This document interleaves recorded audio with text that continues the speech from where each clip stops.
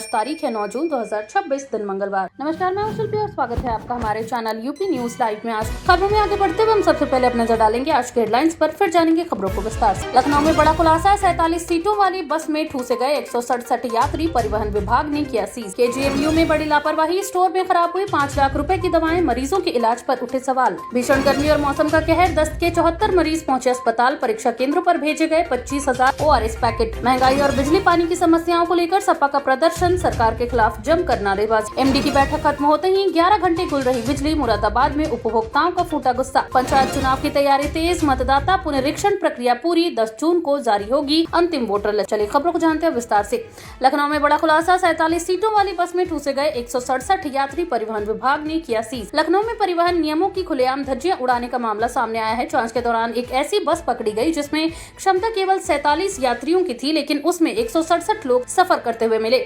बस में यात्रियों को खड़े होकर और बेहद ही खतरनाक परिस्थितियों में यात्रा कराई जा रही थी। अधिकारियों ने बताया कि ये न सिर्फ मोटर वाहन अधिनियम का उल्लंघन है, बल्कि यात्रियों की जान के साथ भी खिलवाड़ है। मौके पर बस को सीज कर दिया गया और संचालक के खिलाफ कार्रवाई शुरू कर दी गई है। विभाग ने भविष्य में भी ऐसे वाहनों पर सख्ती से निगरानी रखने की बात कही है। केजीएमयू में बड़ी लापरवाही, स्टोर में खराब हुई 5 लाख रुपए की दवाएं, मरीजों के इलाज पर उठे सवाल। लखनऊ स्थित केजीएमयू के लिम सेंटर HRF स्टोर में करीब 5 लाख रुपए मूल्य की दवाएं खराब होने का मामला सामने आया है। बताया जा रहा है कि दवाओं के रखरखाव और समय पर उपयोग को लेकर गंभीर लापरवाही बरती गई। दवाओं की एक्सपायरी और खराब होने की सूचना मिलने के बाद अस्पताल प्रशासन में हड़कंप मच गया। मामले की जांच शुरू कर दी गई है और जिम्मेदार अधिकारियों से जवाब मांगा गया है। स्वास्थ्य सेवाओं से जुड़े विशेषज्ञों का कहना है कि ऐसी घटनाएं सरकारी संसाधनों की बर्बादी के साथ साथ मरीजों के हितों को भी प्रभावित करती है। MLC चुनाव से पहले भाजपा में टिकट की होड़, गोरखपुर और फैजाबाद सीटों पर दावेदारों की लंबी कतार। उत्तर प्रदेश विधान परिषद चुनाव को लेकर भाजपा में राजनीतिक गतिविधियां तेज हो गई हैं। गोरखपुर और फैजाबाद सीटों पर टिकट पाने के लिए कई बड़े नेता और दावेदार सक्रिय हो गए हैं। पार्टी के भीतर लॉबिंग और संगठन स्तर पर बैठकों का दौर जारी है। संभावित उम्मीदवार शीर्ष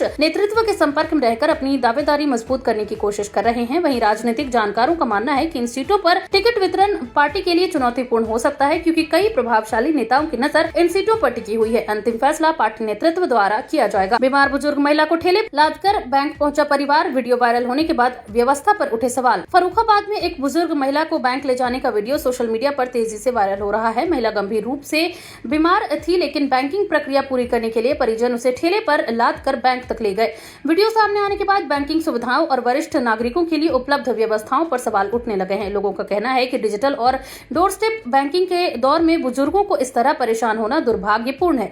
मामले के वायरल होने के बाद प्रशासन और बैंक अधिकारियों ने जांच की बात कही है। भीषण गर्मी और मौसम का कहर, दस्त के 74 मरीज पहुंचे अस्पताल, परीक्षा केंद्रों पर भेजे गए 25,000 ORS पैकेट। मुरादाबाद मंडल में लगातार बढ़ती गर्मी और मौसम में बदलाव का असर लोगों की सेहत पर दिखाई देने लगा है। विभिन्न अस्पतालों की इमरजेंसी में दस्त और डिहाइड्रेशन के 74 मरीज भर्ती हुए हैं। वहीं स्वास्थ्य विभाग ने स्थिति को देखते हुए पुलिस भर्ती परीक्षा केंद्रों पर 25,000 ORS पैकेट भेजे हैं, ताकि अभ्यर्थियों को राहत मिल सके। डॉक्टरों ने लोगों को अधिक पानी पीने, बाहर का खाना न खाने और धूप में निकलते समय सावधानी बरतने की सलाह दी है।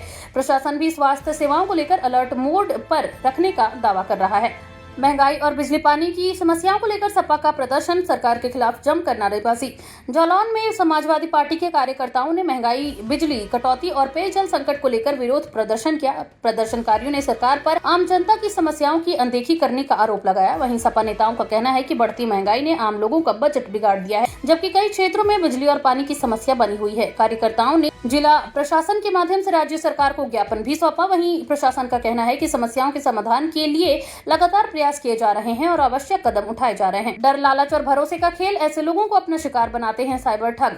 अलीगढ़ में साइबर अपराधों को लेकर जागरूकता बढ़ाने के उद्देश्य से विशेषज्ञों ने बताया कि साइबर ठग मुख्य रूप से लोगों के डर, लालच और भरोसे का फायदा उठाते हैं। फर्जी कॉल, बैंक अधिकारी बनकर संपर्क करना, इनाम जीतने का झांसा देना और डिजिटल गिरफ्तारी जैसे नए तरीके तेजी से बढ़ रहे हैं। वहीं विशेषज्ञों ने लोगों को किसी भी अनजान लिंक पर क्लिक न करने और OTP या बैंकिंग जानकारी साझा न करने की सलाह दी है। पुलिस का कहना है कि जागरूकता ही साइबर अपराधों से बचाव का सबसे प्रभावी तरीका है।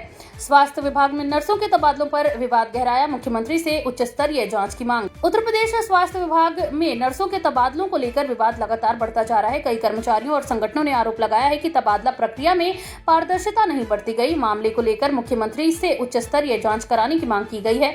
आरोप है कि कुछ स्थानों पर नियमों को नजरअंदाज कर मनमाने तरीके से स्थानांतरण किए गए। वहीं विभागीय अधिकारियों का कहना है कि सभी तबादले निर्धारित नीति के तहत किए गए हैं। वहीं विवाद के चलते स्वास्थ्य विभाग की कार्यप्रणाली पर सवाल उठ रहे हैं और जांच की मांग तेज हो गई है। एमडी की बैठक खत्म होते ही 11 घंटे गुल रही बिजली। मुरादाबाद में उपभोक्ताओं का फूटा गुस्सा।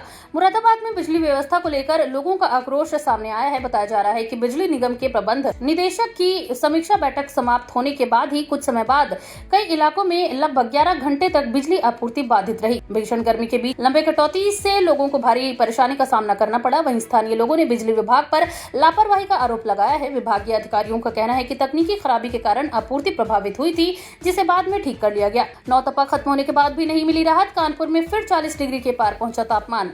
कानपुर में नौतपा समाप्त होने के बावजूद गर्मी का प्रकोप जारी है। पिछले कुछ दिनों से लगातार तापमान बढ़ रहा है और एक बार फिर 40 डिग्री सेल्सियस के पार पहुंच गया है। मौसम विभाग के अनुसार आने वाले दिनों में भी लोगों को गर्मी से राहत मिलने की संभावना कम है। वहीं तेज धूप और उमस के कारण आम जनजीवन प्रभावित हो रहा है। स्वास्थ्य विशेषज्ञों ने बुजुर्गों, बच्चों और बीमार लोगों को विशेष सावधानी बरतने की सलाह दी है। वहीं प्रशासन ने सभी लोगों से दोपहर में अनावश्यक बाहर न निकलने की अपील की है। स्वास्थ्य विभाग में नियमों के विपरीत नियुक्तियां, डार्क रूम असिस्टेंट भर्ती पर उठे गंभीर सवाल। लखनऊ में स्वास्थ्य विभाग की भर्ती प्रक्रिया एक बार फिर सवालों के घेरे में आ गई है। आरोप लगाया गया है कि डार्क रूम असिस्टेंट पदों पर नियुक्तियां निर्धारित नियमों और योग्यता मानकों का पालन किए बिना की गई। मामले के सामने आने के बाद संबंधित विभागों से जवाब मांगा गया है। वहीं शिकायतकर्ताओं का कहना है कि भर्ती प्रक्रिया की निष्पक्ष जांच होनी चाहिए ताकि वास्तविक स्थिति सामने आ सके। यदि आरोप सही पाए जाते हैं तो जिम्मेदार अधिकारियों के खिलाफ कार्रवाई की जा सकती है। फिलहाल मामले की जांच की मांग जोर पकड़ रही है। पंचायत चुनाव की तैयारी तेज। मतदाता पुनरीक्षण प्रक्रिया शुरू। 10 जून को जारी होगी अंतिम वोटर लिस्ट। उत्तर प्रदेश में पंचायत चुनावों की तैयारियां तेज हो गई हैं। राज्य निर्वाचन आयोग ने जानकारी दी है कि वर्ष 2025 के लिए मतदाता पुनरीक्षण प्रक्रिया पूरी कर ली गई है। अब अंतिम मतदाता सूची 10 जून को जारी की जाएगी। इस प्रक्रिया के दौरान नए मतदाताओं के नाम जोड़े गए हैं और त्रुटियों को सुधारने का कार्य किया गया है। चुनावी तैयारियों के लिहाज से ये एक महत्वपूर्ण चरण माना जा रहा है। वहीं अंतिम सूची जारी होने के बाद राजनीतिक दल और संभावित उम्मीदवार अपने चुनावी अभियान को और तेज कर सकते हैं। पुलिस भर्ती परीक्षा के चलते बदला 17 ट्रेनों का समय। यात्रियों से पहले जानकारी लेने की अपील।